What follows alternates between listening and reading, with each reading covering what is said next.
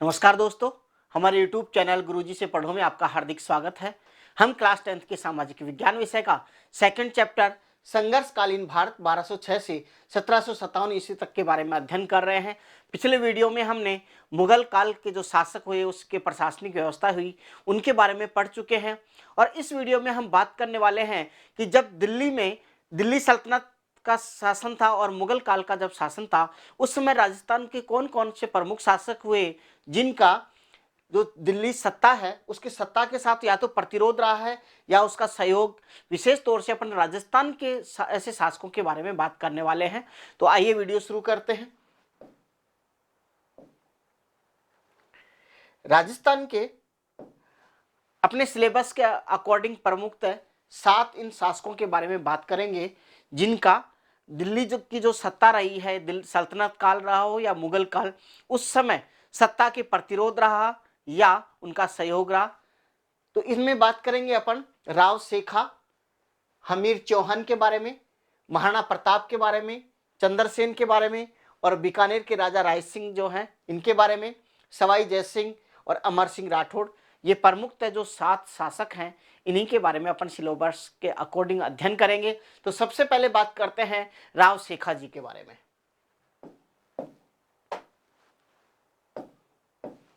यह है अपने राव सेखा जी जो आप इमेज में देख पा रहे हैं।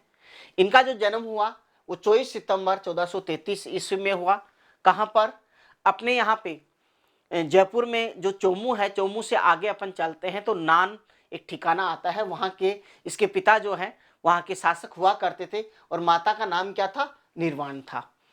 इनके पिता का नाम था राव मोहकल। ये आमेर जो जयपुर है इसी राज्य के अंतर्गत यहाँ पे नान जो स्थान है, अभी अपने चोमू से जब अजीतगढ़ चलते हैं तो रास्ते में आता है नान, वहाँ के शासक हुआ करते थे।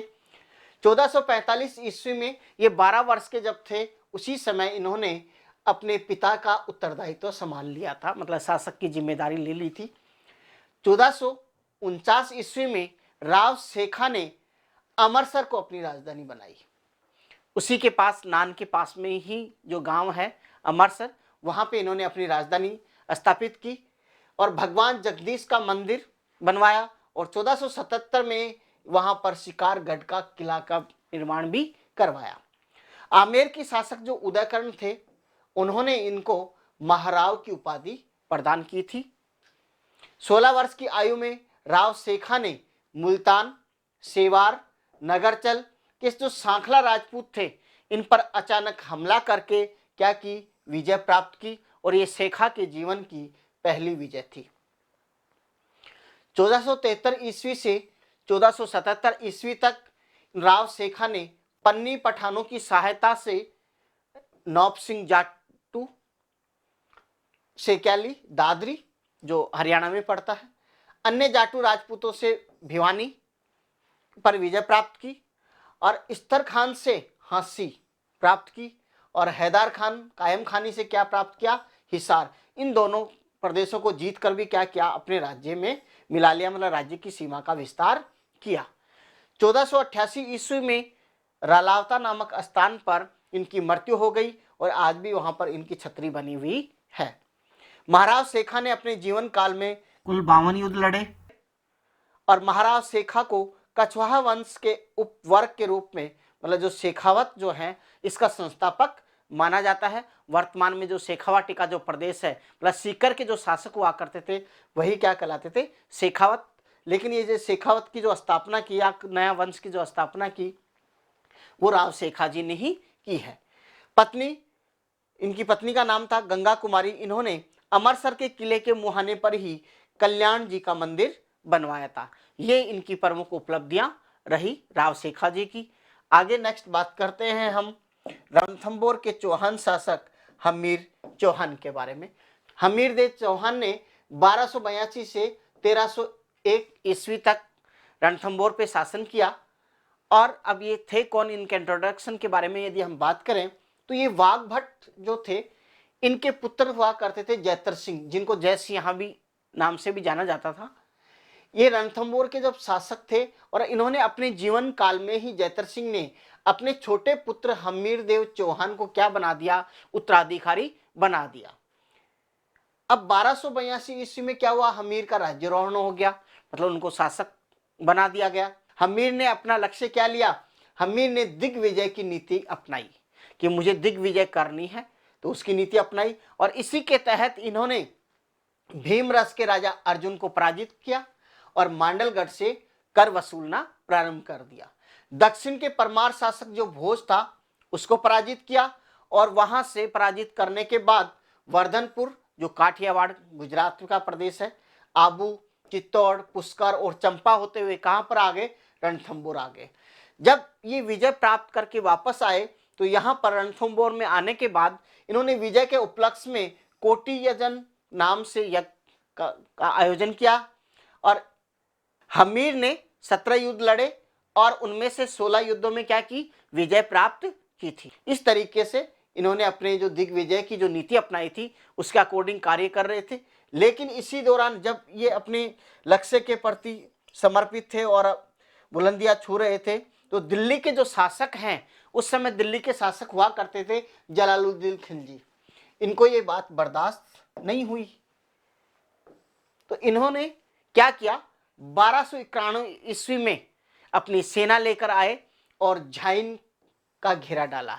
झाइन का मतलब रणथंबोर का जो किला है इसके पास एक मैदान है, झाइन का मैदान, वहां पर आकर इन्होंने ये किया कि इसको रणथंबोर के किले को जीत लिया जाए।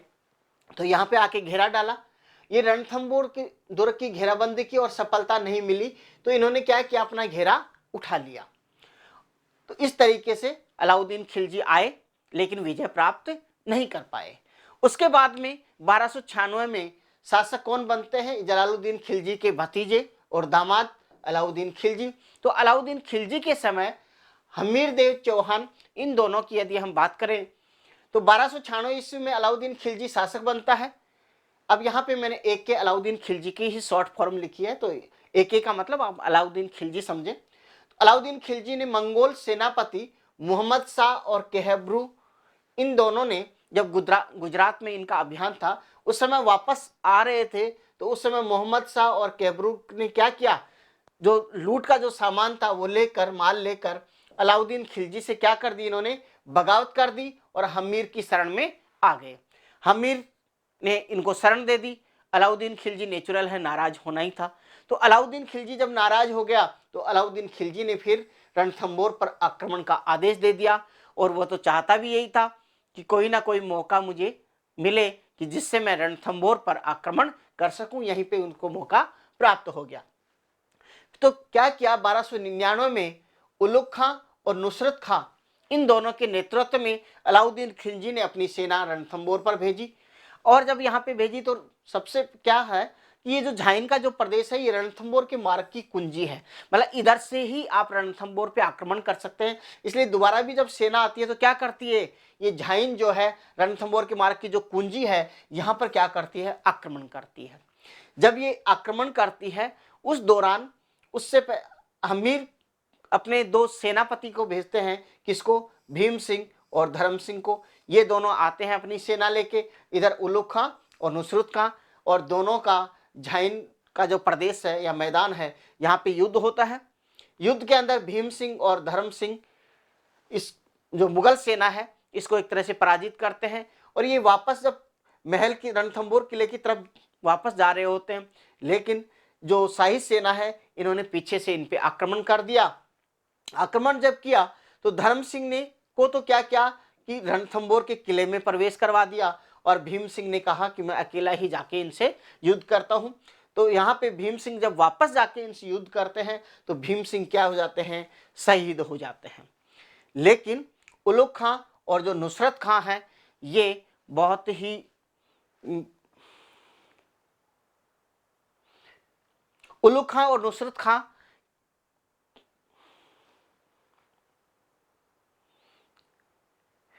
नुसरत खां भी युद्ध में मारा जाता है। उलुग खां वापस दिल्ली जाके अलाउद्दीन खिलजी को ये स्थिति जब बताता है तो अलाउद्दीन खिलजी स्वयं ही सेना लेके आ जाता है और अलाउद्दीन खिलजी जब वापस आता है तो यहाँ पे वापस घेरा डालता है। घेरे को बहुत अधिक लंबा समय हो गया, पूरा बारिश का मौसम बीत चुका होता है, अन्य प्रदेशों में विद्रोह प्रारंभ हो गए, तो इन्होंने अलाउद्दीन खिलजी ने विचार किया कि ऐसे तो रणथंबोर को जीतना बड़ा मुश्किल है। इसलिए वह एक चाल चलता है और उस चाल के तहत क्या कहता है, हमीर के पास में मतलब कहें कि रणथंबोर के किले में एक संदेश भेजता है कि मैं क्या करता हूं, संधि का प्रस्ताव भिजवाता है कि मैं संधि करना चाहता हूं। हमीर ने क्या किया, अपने विश्वसनीय सेनापति थे रणमल और रतिपाल, इन दोनों को वहां पर भेजते हैं संधि के लिए, शाही शिविर में ये दोनों को भेजते हैं। लेकिन ये दोनों को क्या करते हैं, अलाउद्दीन खिलजी क्या करता है, लालच देता है कि मैं यहाँ पे यदि जीत जाता हूं तो ये जो रणथंबोर का किला है ये आपको दे के चला जाऊंगा। इन दोनों को लालच आ जाता है और ये दोनों ही हमीर से पाला बदल कर किसके पास आ जाते हैं, अलाउद्दीन खिलजी के खेमे में आ जाते हैं। जब इस तरीके से होता है तो क्या होगा, इन्होंने गुप्त जो मार्ग था किले का वो इनको बता दिया। और कुछ लेख ऐसे भी हैं कि हमीर ने जब ये विचार कर लिया कि घेरा बहुत अधिक लंबा हो गया, खाने पीने की सामग्री समाप्त हो चुकी है, तो अंत में अब युद्ध करना ही है, तो या तो ये कहा जा सकता है कि इन दोनों ने ही वापस जाके महल के दरवाजे खोल दिए, या कहा जा सकता है कि जो अपना गुप्त द्वार जो था उसके माध्यम से वहां पे सेना प्रवेश कर जाती है। जब सेना प्रवेश कर जाती है तो क्या होता है, वहां पे मारकाट मच जाती है महल के अंदर। उस समय हमीर की रानी थी रंग देवी और उसकी पुत्री थी पद्मला। इन दोनों के नेतृत्व में जितनी भी राजपूत स्त्रियां थी उन्होंने जल जौहर किया। जल जौहर करने का कारण ये था कि उनके पास इतना समय नहीं था कि वह अग्नि जौहर की व्यवस्था कर पाते, लेकिन वहां पे कुंड जो है, जल का जो कुंड था उसी में अपने आप को स्वाहा कर लिया, मतलब जल जौहर कर लिया। और इधर जो हमीर और जो अन्य राजपूत सैनिक थे इन्होंने क्या किया, केसरिया किया। इस तरीके से हमीर और अलाउद्दीन खिलजी के मध्य युद्ध होता है, जिसमें हमीर केसरिया करता हुआ शहीद हो जाता है, अन्य राजपूत भी शहीद हो जाते हैं। और 11 जुलाई 1301 को रणथंबोर पर अलाउद्दीन का शासन स्थापित हो जाता है। अब शासन स्थापित होने के बाद में वही ये दोनों रणमल और रतिपाल अलाउद्दीन खिलजी को बोलते हैं कि वादे के मुताबिक अब हमें क्या चाहिए, रणथंबोर का किला चाहिए। लेकिन अलाउद्दीन खिलजी ने कहता है कि ये स्वयं के जो धर्म का व्यक्ति था, कौन, हमीर, उसके साथ ही इन्होंने विश्वासघात किया। मैं तो इनसे अन्य धर्म का व्यक्ति हूं, ये मेरे साथ कितनी वफादारी निभा सकते हैं, इसका मतलब ये वफादार नहीं है। इसलिए इन दोनों को क्या करता है, अलाउद्दीन खिलजी मरवा देता है। और इस तरीके से यहाँ पे 1301 के अंदर रणथंबोर का जो किला है ये किसके हाथ आ जाता है, अलाउद्दीन खिलजी के। लेकिन इस अपने जो अध्ययन किया इससे आपको एक बात लगी होगी, हमीर जो का युद्ध का जो कारण था वो सिर्फ उसकी हट थी। हट क्या थी, क्योंकि उसने शरण किसको दी थी, अलाउद्दीन खिलजी के जो सेनापति थे, मंगोल सेनापति मोहम्मद शाह, उसको शरण दी थी। लेकिन शरण में आए हुए व्यक्ति को इसने अलाउद्दीन खिलजी को वापस नहीं सौंपा। उसकी शर्त ये थी पहले कि आप इनको जो आपने शरणागत जो मेरे आए हैं, जो विद्रोही आए हैं, इनको मुझे सौंप दीजिए। लेकिन इसने इसकी शरण में आने के बाद इनको वापस नहीं भेजा। इसीलिए हमीर को इसकी हट के लिए ही विश्व प्रसिद्ध है, मतलब विश्व में जाना जाता है। और इसके लिए एक कहावत प्रचलित है, एक श्लोक प्रचलित है, उसके बारे में यदि हम बात करें कि सिंह सवन सत्पुरुष वचन कदली फलत एक बार, तिरिया तेल हमीर हट चढ़े न दूजी बार। कि जिस तरीके से सिंह एक बार संतानोत्पत्ति करता है, सत्पुरुष अपना वचन जो बोल देता है उससे पीछे नहीं हटता है, कदली फलत एक बार मतलब केले का जो वृक्ष होता है वह एक बार ही फल देता है, तिरिया तेल जिस प्रकार से स्त्री को शादी से पहले एक बार ही उपटन लगाया जाता है या तेल चढ़ाया जाता है, उसी तरीके से हमीर एक बार यदि कोई हट पकड़ लेता है तो वह दोबारा से उस बारे में नहीं सोचता है। इस तरीके से इसके लिए कहा जाता है। आगे अब हम हमीर की बात करें कि इसके निर्माण कार्यों की, तो इसने 32 खंभों की छतरी बनवाई, जिसको न्याय की छतरी के नाम से भी जाना जाता है। और यह भी आप इस इमेज में देख रहे हैं, यह भी रणथंबोर के किले में है। इसका बनाने का कारण यह था कि इन्होंने अपने पिताजी की याद में बनवाई थी। इनके पिताजी ने 32 साल तक शासन किया था और 32 साल के शासन करने की वजह से ही ये 32 खंभों की छतरी इन्होंने हमीर ने बनवाई थी। और इसका दूसरा नाम भी क्या रखा, न्याय की छतरी रखा। और इसके अलावा इन्होंने एक तालाब बनवाया था जिसका नाम है पद्मला तालाब, और ये पद्मला जो तालाब है इन्होंने अपनी पुत्री के नाम पर बनवाया था, जो यहाँ पे इस इमेज में आप देख पा रहे हैं।